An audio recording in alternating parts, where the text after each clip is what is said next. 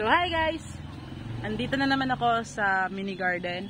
And syempre, as you can see, medyo madilim na siya. Pero andito pa rin ako kasi binisita ko yung mga tanim ko. So, pero dito kasi meron dyang solar. Yan, may solar dyan. Then ito net. So, ito yung mga kamatis ko guys. Yan. Ang cute. Then, good news tumubo na yung iceberg lettuce natin. Then, the others, yan, mga durian, yun, tumubo na rin. And yan, yung mandarin natin, no. Yan, yung sili natin na labuyo. And, kahit ganito lang kaliit yung mini garden natin, ang sarap tumambay dito guys kasi malamig.